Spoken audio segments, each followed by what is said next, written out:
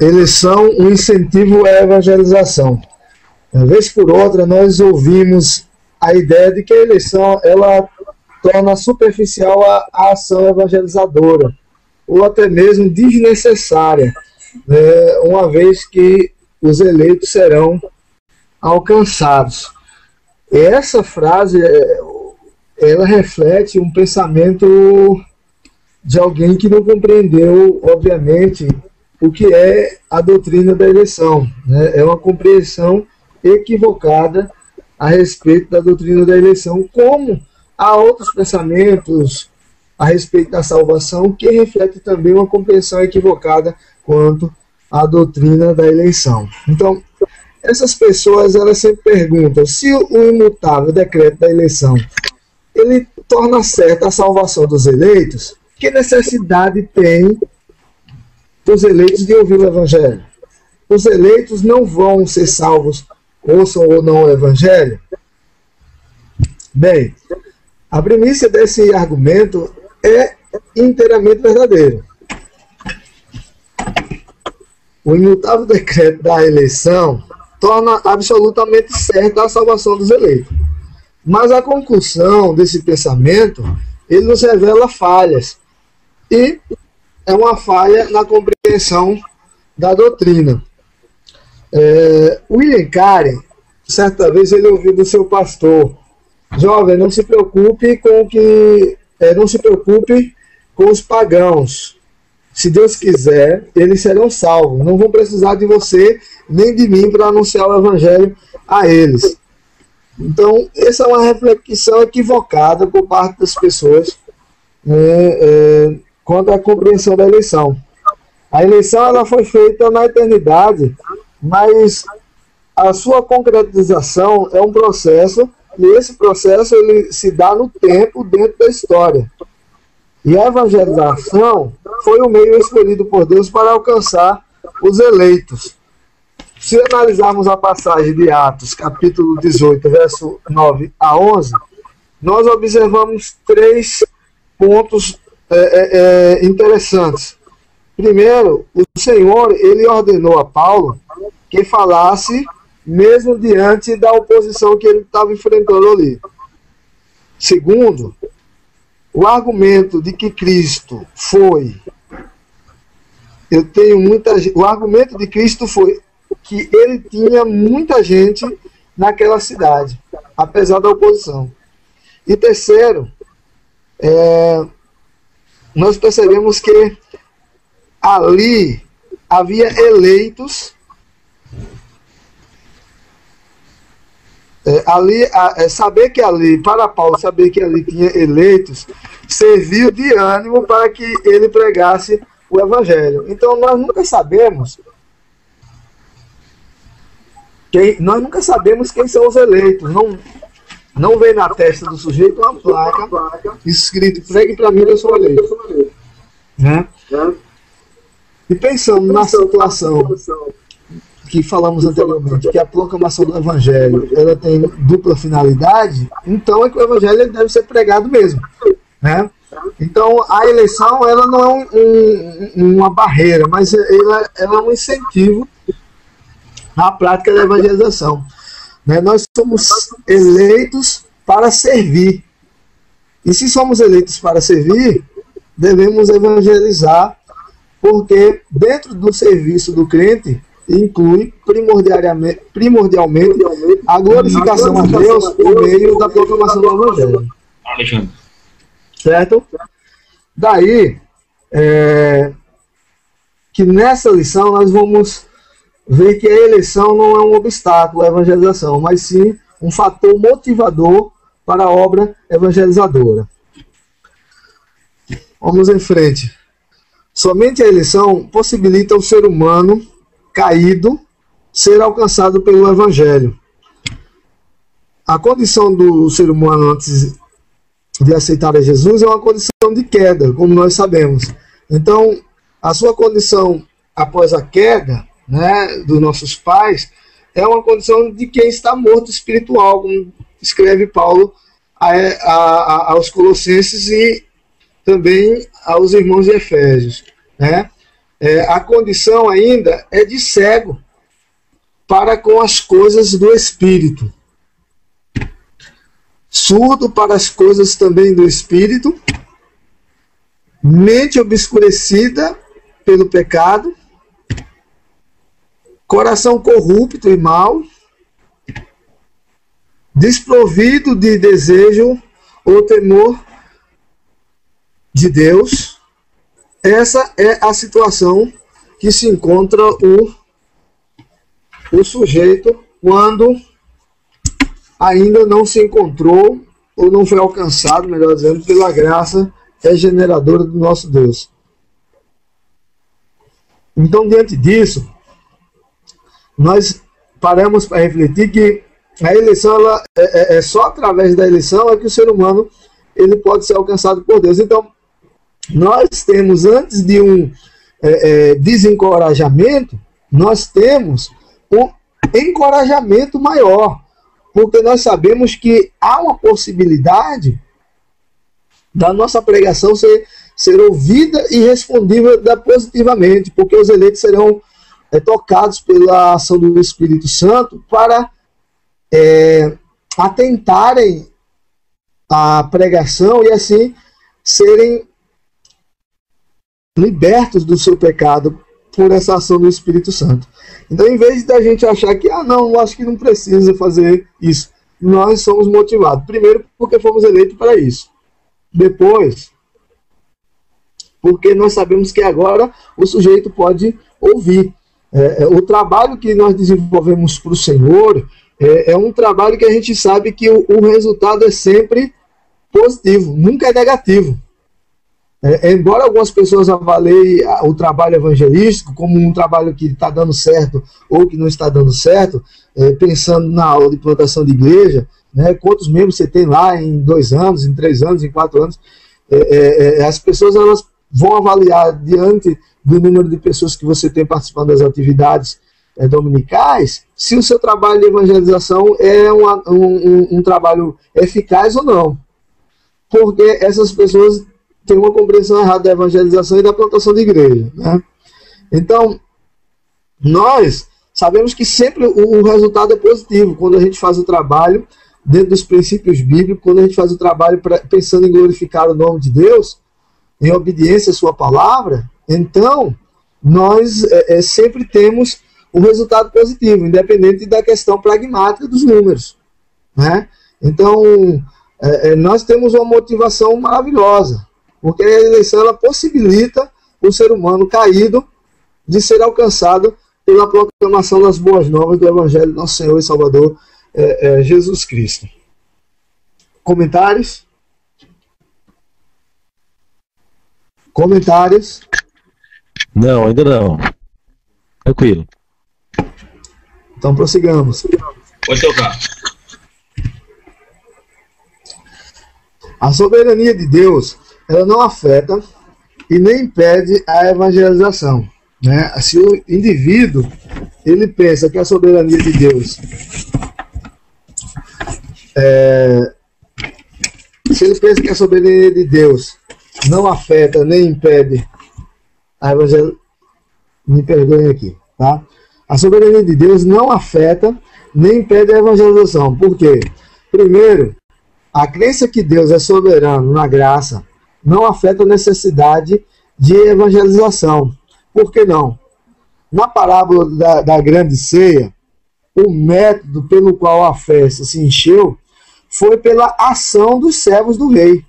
Mateus registra essa parábola no seu capítulo 22. Então, é através do serviço que Deus, de maneira soberana, ele cumpre seus propósitos eternos. Então, a crença na soberania de Deus não afeta também a urgência do evangelismo. Porque uma vez que nós não evangelizamos, nós também nos deparamos com uma realidade que pesa sobre nós. Homens, eles estão indo todos os dias para o inferno. E cabe-nos anunciar a verdade com urgência. Ainda que esses que estão indo para o inferno porque não são eleitos, mas vem a segunda questão da proclamação, né? A glorificação do nome de Deus. Então essas pessoas precisam ouvir o evangelho, porque eles vão ser vão ouvir para condenação e não para salvação. Então há uma urgência também nesse sentido, tá?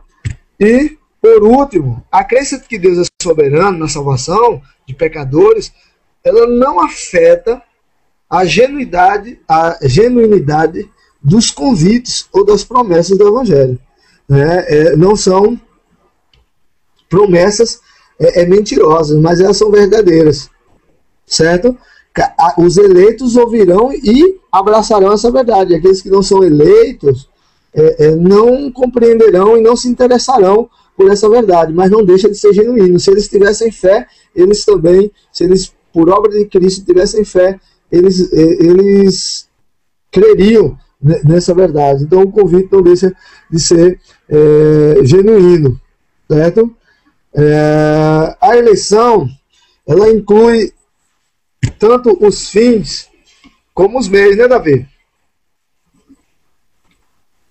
Davi?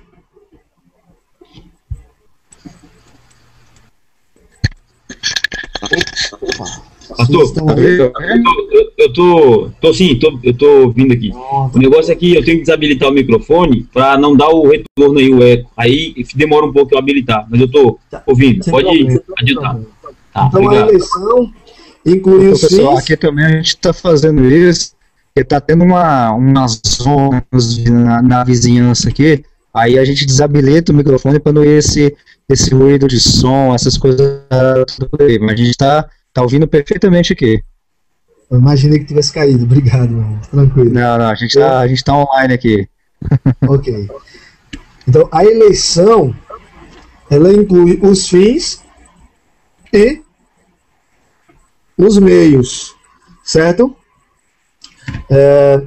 Para alcançar os eleitos, Deus usa de meios, tanto de meios naturais como de meios sobrenaturais. Esses nós podemos dizer que é a proclamação do Evangelho, a leitura da Bíblia, a celebração dos sacramentos, a audição da mensagem por parte dos pecadores, são meios naturais. Mas a chamada eficaz, a regeneração, a justificação e etc., são meios, esses chamados sobrenaturais. Então, Deus ele delega ou delegou tanto os fins como os meios, e nós não podemos mudar essa realidade.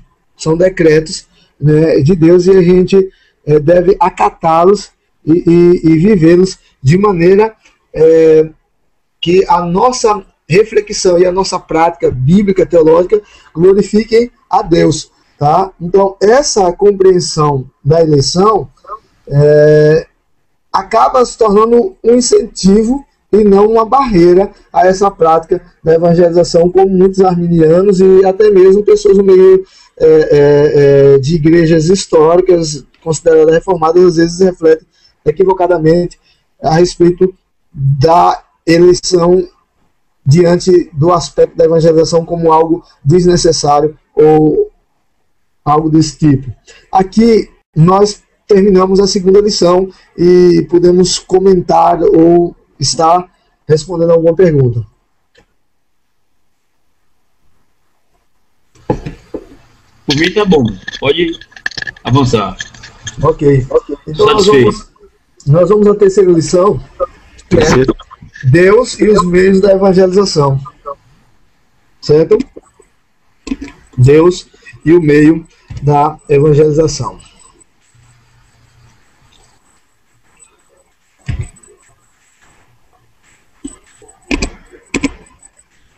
Fabiano, tu quer fazer alguma pergunta?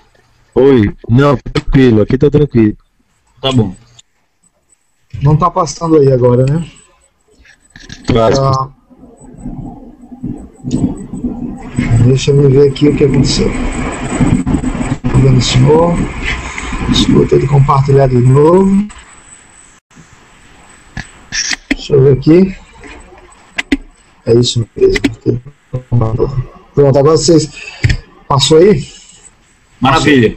Deus e os meios da evangelização. Muito bem. Então, a Deus apraz empregar meios para levar os pecadores à fé.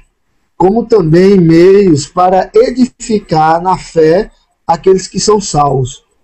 No primeiro caso, o meio é a palavra, e no segundo, a palavra e as ordenanças divinamente instituídas. Então, nós vamos estar falando nessa lição agora sobre esses meios da evangelização, né? Começando com a fé e a palavra de Deus. O único meio indispensável pelo qual o Espírito Santo ele produz fé no coração dos homens é por meio da palavra de Deus. Não tem outro recurso, não há outra alternativa para que a gente utilize na hora da evangelização, pensando em trazer pecadores aos pés de Cristo, para que esses, por obra do Espírito Santo, possam se arrepender diante de Deus. O Espírito Santo de Deus ele só vai agir mediante a pregação da palavra. Se a palavra não é pregada, então a gente não tem a ação do Espírito sobre a vida do pecador. Se eu ministro ao pecador qualquer outro tipo de mensagem, qualquer tipo de prática, convidando a vir à igreja, ou coisas dessa natureza, nós não vamos ter o efeito da conversão acontecendo. Nós vamos ter, talvez, alguém convencido de que a igreja é o melhor lugar para estar. Mas não pela verdade bíblica, não pela verdade do Evangelho. Né? Então, Deus usa o meio que Deus usa é a palavra. Essa é uma coisa que a gente não pode negligenciar, tá? Porque o Espírito Santo só agirá diante da nossa pregação, mediante a pregação do verdadeiro Evangelho, diante da pregação das Sagradas Escrituras. A tarefa do evangelista é confrontar o homem com a palavra de Deus e não com outra realidade. Está vendo aí o que está acontecendo no mundo? Você precisa vir para a igreja, porque a igreja é um lugar tranquilo, os seus filhos têm de ser criados na igreja para serem educados na escola dominical, ouvir a palavra de Deus e tal. Você não está evangelizando o sujeito, você pode até persuadi-lo a trazer e vinha trazê-lo à igreja, mas ele não veio por conta da palavra. Então ele fica na igreja porque a igreja é um lugar bom, a igreja não é um lugar ruim. Né? Então, a tarefa do evangelista é confrontar o homem com a palavra de Deus, a Bíblia. Né? Sem a palavra, o pecador jamais enxergará a beleza de Cristo, né? E o seu estado miserável e pecaminoso.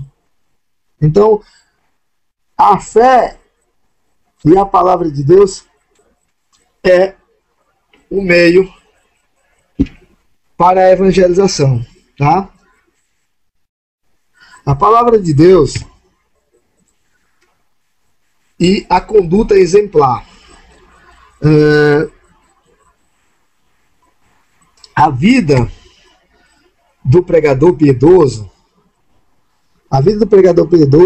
ela reforça a mensagem que ele prega, a mensagem bíblica que ele prega. Mas a palavra de Deus, ela nunca deve ser trocada pela experiência piedosa desse ou daquele pregador, por mais que ele tenha uma experiência vasta, porque a vida cristã ela é marcada por experiências, mas na hora da evangelização, essas experiências ela apenas servem como um reforço, como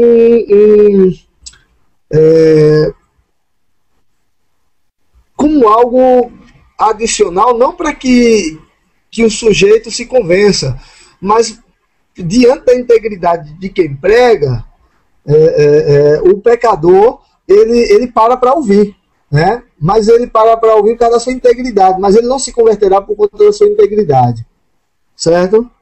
Então eu citei para vocês e volto a citar a história de São Francisco de Assis, né? Ele Ele passou o dia todo com um discípulo em uma aldeia, fazendo serviço de assistência social, e no final do dia, o discípulo disse: Senhor, nós passamos o dia todo aqui cuidando de doentes, e não pregamos o evangelho. E ele disse: não, a gente pregou o evangelho o dia todo. Para ele, aquilo ali era pregar o evangelho, estar sendo caridoso. Ser caridoso é uma marca da igreja. A igreja ela deve manifestar a destra de misericórdia de Cristo com caridade aos necessitados, mas nunca e jamais ela deve trocar o seu serviço de ação social aos necessitados pela proclamação da palavra, ou fazer o serviço social pensando em ganhar adeptos da sua igreja. A vida do pregador piedoso, ela reforça a sua mensagem, mas ela nunca deve ser a mensagem, né? A palavra de Deus e a experiência religiosa. Né? A experiência religiosa é da essência do cristianismo. O novo nascimento, a convicção de pecados, o arrependimento, a fé em Cristo, o crescimento em santidade, são experiências da vida cristã. Mas é errado trocarmos o evangelho pela nossa experiência ou de outros. O caso de Lázaro e o rico, de Lucas 16, 23 a 31, né, o testemunho de Lázaro, ele não seria eficaz no lugar da palavra. Não se deve evangelizar contando o seu passado como referência, né? O sujeito, às vezes, vai evangelizar e fica preso a essas questões.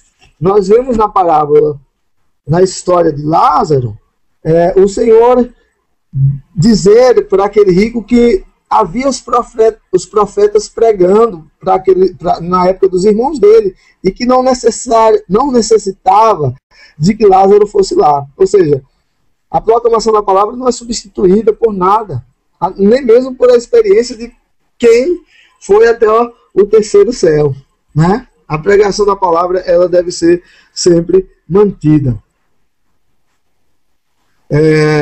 Deus e os meios da evangelização. A palavra de Deus e a oração. Nós entendemos que a palavra de Deus e a oração são meios de graças em diferentes sentidos, né? Deus comunica a sua graça salvadora pela palavra. Com frequência, o faz em resposta à oração dos seus santos, certo? Então, orar pela conversão de pessoas e não fazer nada para que essas pessoas conheçam o evangelho e abominem o seu pecado, seria algo abominável a pessoa fazer isso. E, em contrapartida, pregar o evangelho com muita diligência e não orar para que Deus abençoe pecador com a salvação, seria da nossa parte um ato até, podemos dizer, de loucura, né? Porque a evangelização, ela é feita dentro desses dois passos. A gente ora e prega, e depois de pregar a gente ora de novo, certo? Então, a palavra de Deus e a oração são meios de graças em diferentes sentidos. Até aí, pergunta, questionamentos. Terminamos a lição 3. Pastor André, eu só fiquei no ponto lá, mas pacífico. Naquele ponto que o apóstolo Paulo fala que ele, aqui em 2 Coríntios, capítulo 6, ele fala que recomenda-se a consciência de todos os homens. E mais adiante ele diz que ele faz com que o ministério dele não seja censurado, né? E aí a gente vê que, é claro, que a vida de um pregador jamais vai encontrar, implementar ou dar uma condição de potencial para a pregação do evangelho. De forma alguma. A mensagem do evangelho, ela fala por si só, independentemente do vaso. E o próprio apóstolo Paulo se recomenda como vaso de barro. Mas assim, o que a gente, que a gente tem que deixar como um ponto de equilíbrio é que a igreja hoje, por mais que ela tente pregar o evangelho, mas ela já está com o ministério dela tão censurado que ela perdeu a autoridade para ser essa voz de proclamação do evangelho. Então, a igreja hoje caiu em descrédito total para ser esse meio de pregação do evangelho. Quando eu digo igreja, não é a igreja de Cristo, porque a igreja de Cristo continua pregando o evangelho e através de homens de Deus e mulheres de Deus que têm uma vida de piedade correspondente a esse evangelho que os vocacionou, né? Mas é ponto pacífico, eu entendo assim, e eu acho que os pregadores do evangelho devem ser como Paulo, cuidar em tudo para que os ministérios deles não sejam censurados.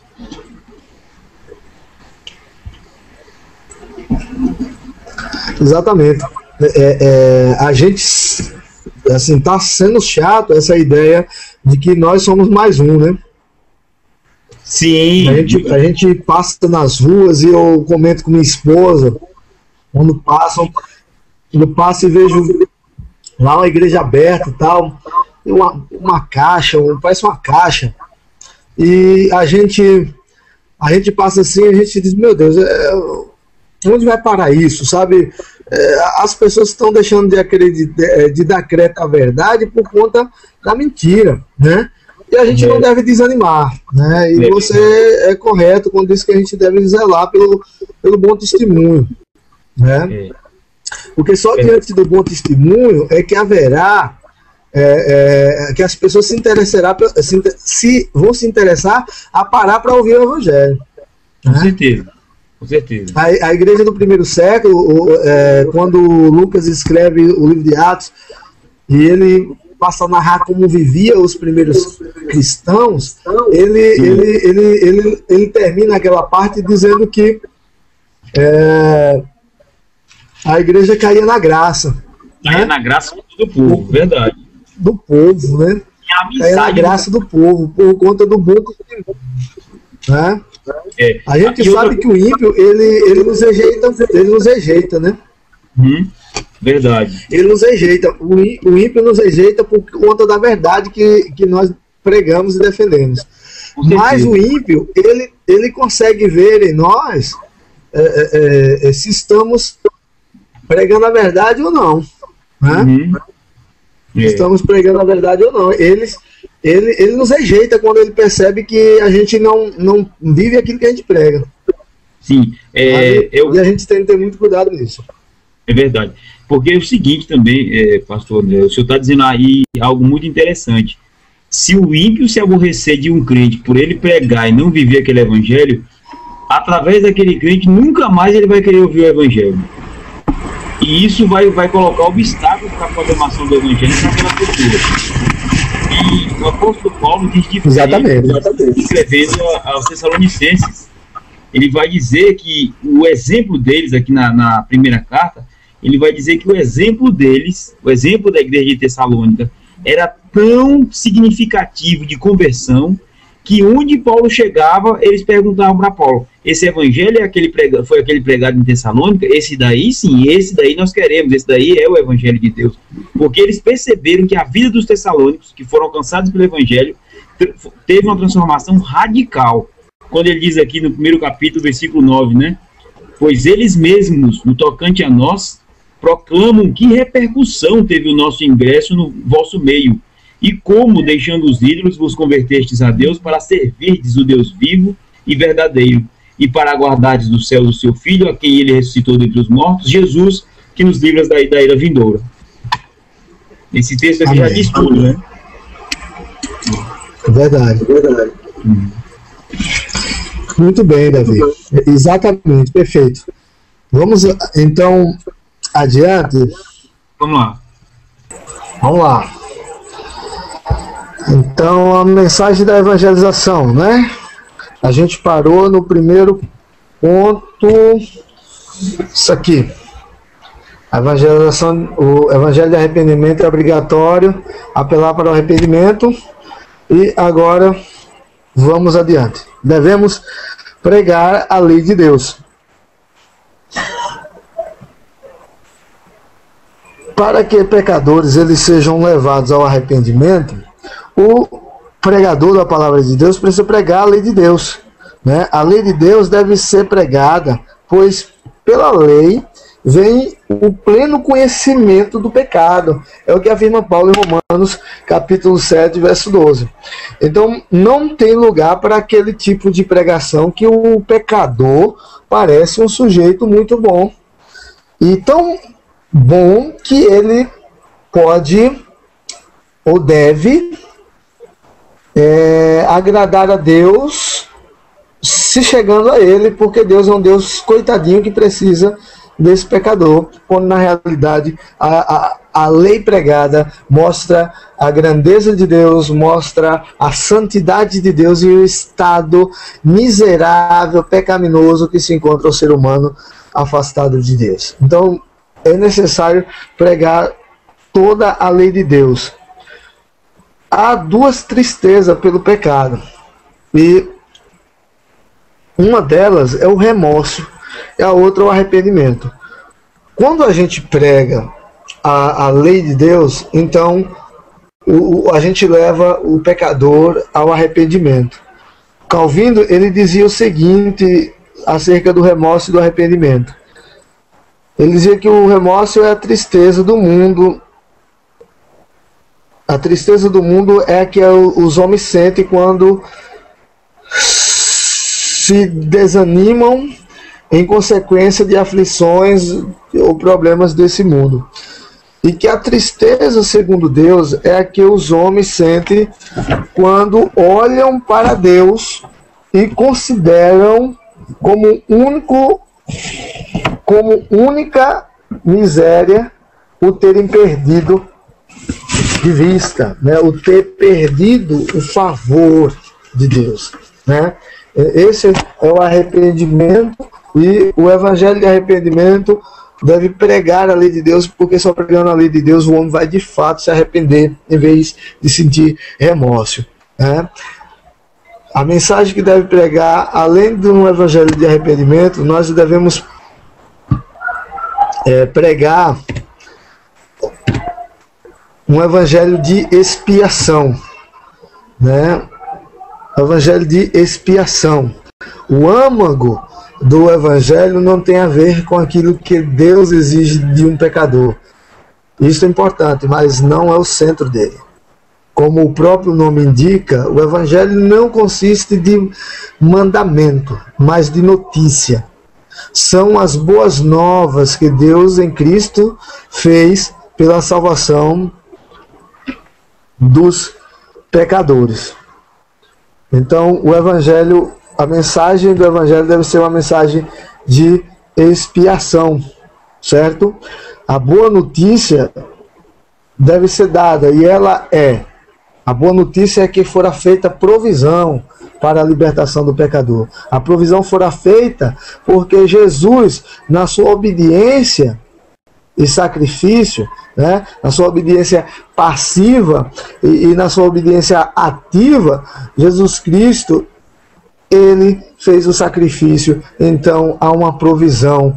Então o evangelho, a mensagem da evangelização deve ser um evangelho de expiação.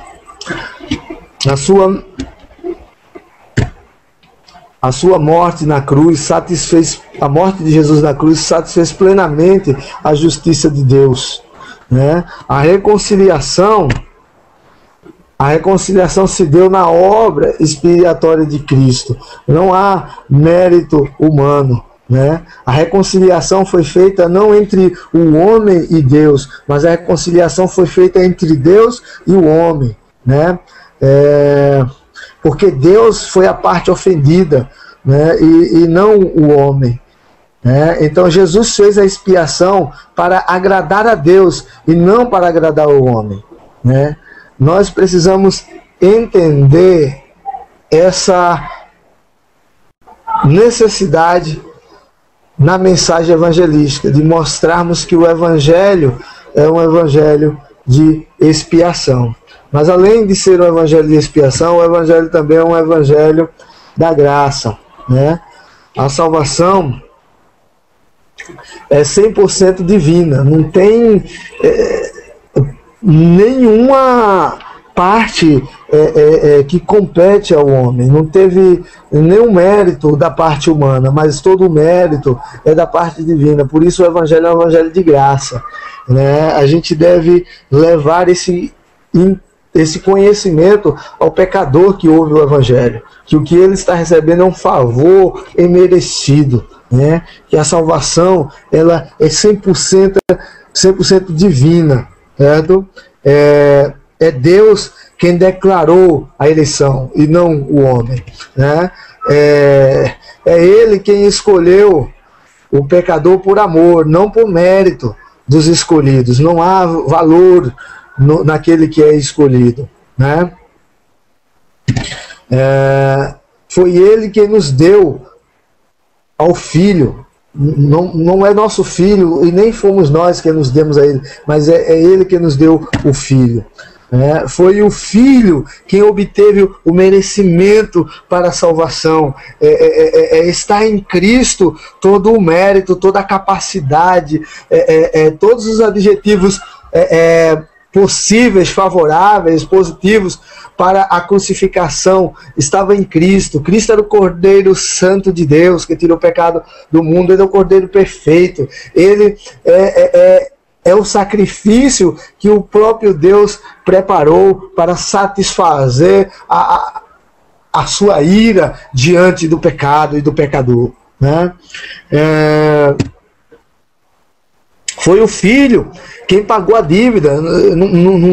Não há mérito em Maria que concedeu a pessoa de Cristo, né, que gerou Cristo. Não há mérito em Maria, não há mérito nos apóstolos, não há mérito em nenhum homem, nenhuma mulher, mas o mérito é todo de Cristo. A salvação é 100% divina, né?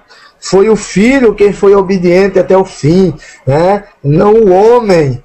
O homem é chamado a obedecer, mas essa obediência que o homem exerce não tem valor algum se não houver a obediência de Cristo, se a obediência de Cristo não for lhe imputada, se ele não é justificado em Cristo. Então a sua obediência não passa, suas obras não passam de trapo de imundícia, né? Então o Espírito Santo é o agente que aplica a obra, é Deus aplicando a obra no ser humano. O homem está caído, está cego, está num estado miserável, e esse não tem em si mesmo nenhuma capacidade de responder positivamente a Deus. Então o Espírito Santo aplica essa obra perfeita de Cristo em nós. Então a salvação ela é 100% divina, né? Fazendo-os nascer de novo. O Espírito Santo é quem nos fez nascer de novo, é Deus que nos fez nascer de novo. Nós não geramos essa vida nova. Não há reencarnação, mas há um novo nascimento espiritual, segundo Deus, segundo o seu Espírito. Então a fé salvadora é fruto da regeneração operada pelo Espírito. A regeneração vem antes, né, da própria fé. Então a salvação ela é 100% divina, né? O Evangelho da Graça ele deve mostrar isso ao homem, né? Se preciso for, o Filho morreu vicariamente e não potencialmente, né? A morte de Cristo, a gente precisa dizer isso às pessoas, se necessário, que a morte de Cristo ela é vicária, certo? E não uma morte potencial, mas é uma morte que traz salvação. A mensagem da evangelização deve ser uma mensagem que leva o evangelho do novo nascimento.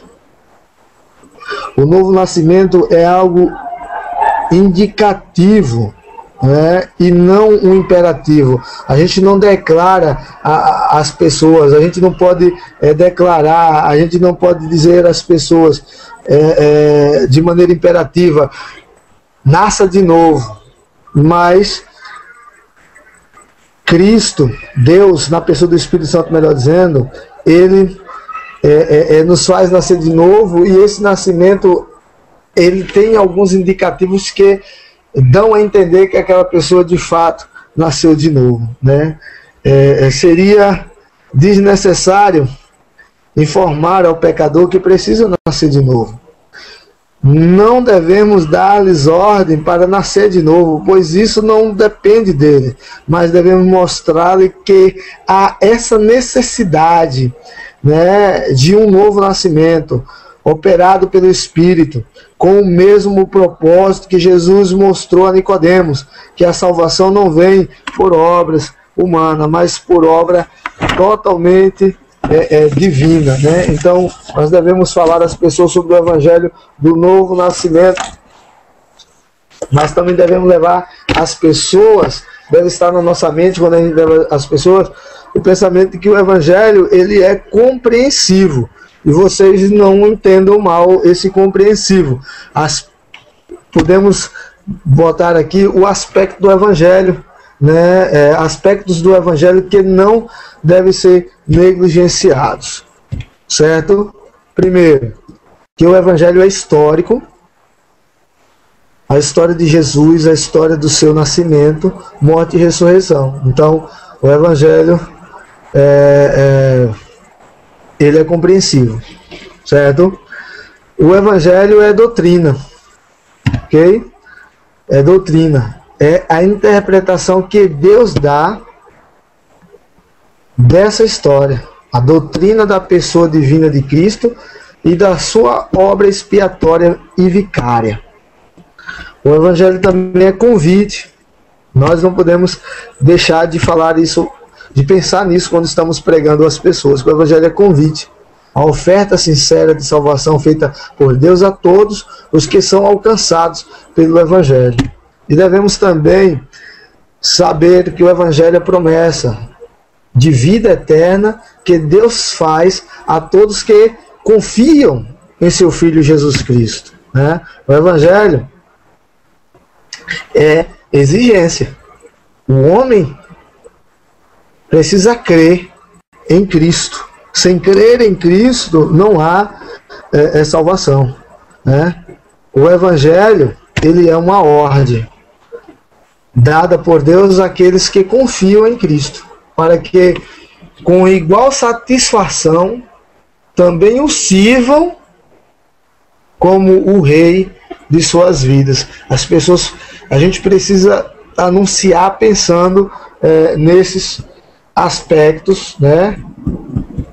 Nesses 6 aspectos do Evangelho, que não pode ser negligenciado na hora da gente pregar, tá? A mensagem do Evangelho é uma mensagem compreensiva, e esses aspectos não devem ser negligenciados.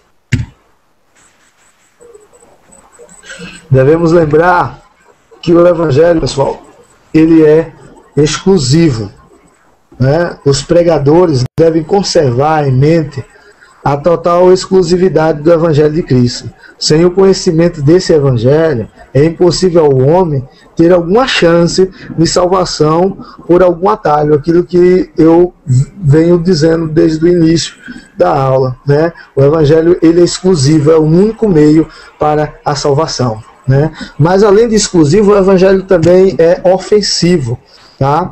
O Evangelho é ofensivo. Ofensivo porque muita gente está preocupada em não ofender o pecador do que com a salvação do bendito pecador, né? A gente tem de medir as palavras, a gente tem de falar isso ou aquilo outro. É o pastor que convidou um amigo para pregar na sua igreja e disse: não fala de pecado na minha igreja. Então o amigo ligou para ele se desculpando, dizendo que não podia ir para não ofender os membros da sua igreja, tá? E senão ia falar sobre pecado. Então o Evangelho ele é ofensivo. Ofensivo por quê? Ofensivo por quais razões o Evangelho é ofensivo? Primeiro, porque oferece salvação pela graça, não é algo comprado, não é algo que possa ser alcançado por méritos humanos, mas é pela graça. E isso é humilhante para o homem que é amante de si mesmo e acha que é merecedor de algo.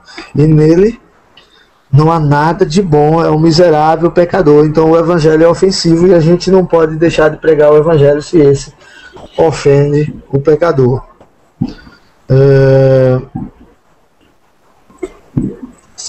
Calvino não, o Lutero, ele disse a Melancoto, seu discípulo, que ele deveria pregar o evangelho, mas pregar o evangelho de maneira tão genuína que esse evangelho pregado por ele causasse uma das duas reações no ouvinte. Ou o ouvinte odiasse a ele, ou então o ouvinte odiasse o pecado e se achegasse a Cristo. Né? Nós às vezes temos medo que os ouvintes nos odeiem e deixamos as pessoas sem se achegarem a Cristo. Né? Esse é o primeiro, porque oferece, né? Por que razão o evangelho é ofensivo? Primeiro, porque oferece salvação pela graça, e segundo, é que o evangelho de Cristo pretende ser exclusivo na salvação, né? Só Cristo. Só Cristo. Não há amigos do evangelho, e sim inimigos. E a esses devemos anunciar as boas novas, que em Cristo foi feita provisão para a nossa salvação.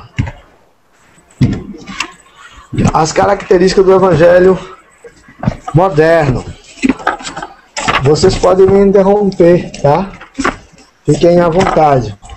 Vamos falar um pouco agora sobre as características do evangelismo moderno. André, tá André? Opa! Tá muita informação aí, não tem ponto conflitante para mim, não. Oi? Bom, aqui pra mim, André, eu só tenho na realidade uma dúvida. Senão a gente avança demais e acaba a dúvida ficando muito defasada com o que você vai falar. Mas eu acho que é uma coisa assim. Quando você comentou sobre a questão da... Eu não tô eu não cheguei a anotar o ponto aqui, que você disse que a morte de Cristo, a redenção de Cristo, ela não é potencial, ela é vicária. Eu não sei se a expressão correta é vicário, foi uma outra expressão que você usou. Aí eu só estava querendo, na realidade, entender essa diferença dessas duas. Pronto, deixa eu encontrar. Deixa eu me situar aqui. Pronto. O filho morreu. Eu disse que o filho, né, a morte de Cristo é vicária e não potencialmente e não potencial. Né? Eu estou me referindo aqui a uma frase do José Santana Dória, e até onde eu entendo, essa morte de Cristo, quando eu digo que ela não é potencial, eu estou trabalhando o ponto de que não é que pode salvar alguém, mas ela vai salvar aqueles por quem ele morreu. Entende? Então ela não tem um potencial. Então ela não é potencial. Na realidade ela é potencial, então, porque ela vai salvar pessoas, não seria isso? Ou não? Não, ela vai salvar, mas o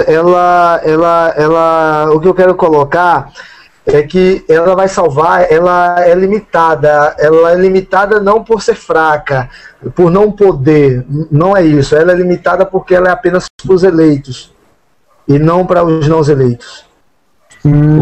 Foi o que ele comentou num outro módulo sobre soteriologia. Ele até usou, estava no livro Redenção. Né? Isso, soteriologia. Aplicada ela é consumada.